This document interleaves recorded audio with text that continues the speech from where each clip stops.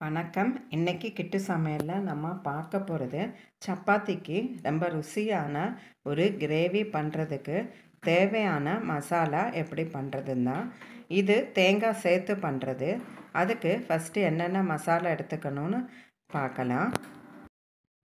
ஒரு 2 கிராம்பு, அப்புறம் 1/4 ஸ்பூனுக்கு கசகசா, 1/4 ஸ்பூனுக்கு வெந்தயம், 2 ஏலக்காய், ஒரு நுள்ளுக்கு கல்பசி, அப்புறம் ஒரு 2 ஸ்பூனுக்கு தனியா, அடுத்தது ஒரு கருப்பு ஏலக்காய், ஒரு மராத்தி மொக்கு, அப்புறம் கொஞ்சமாக மிளகு, காரத்துக்கு தேவையான காஞ்ச மிளகா, 1 ஸ்பூனுக்கு கடலைப்பருப்பு, அப்புறம் வெங்காயம் நீல வாக்கில் நறுக்கி எடுத்துடணும்.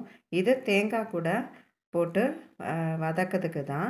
அப்புறம் ஒரு கடாயில் இது எல்லாமே ஒன்றா சேர்க்கணும். ஃபஸ்ட்டு கடாயில் தேங்காய் எடுத்துடலாம். திருகி வச்சுருக்கிற தேங்காய் எடுத்துடலாம்.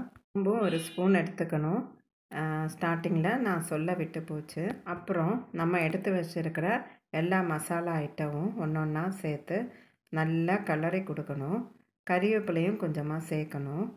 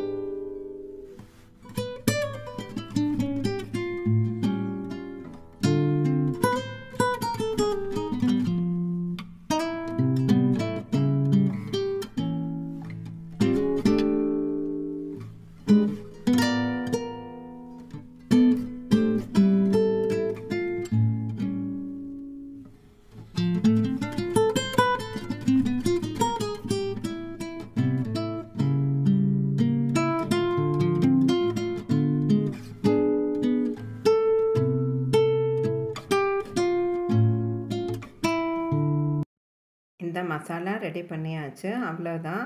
இப்போ கேஸ் ஆஃப் பண்ணிவிட்டு இது என்ன கிரேவி பண்ணாலும் இதை அரைச்சி சேர்க்கலாம். சன்னா கறி, உருளைக்கிழங்கு எதுனாலும் இந்த கிரேவியை அரைச்சி போட்டு பண்ணால் ரொம்ப டேஸ்டியாக இருக்கும்.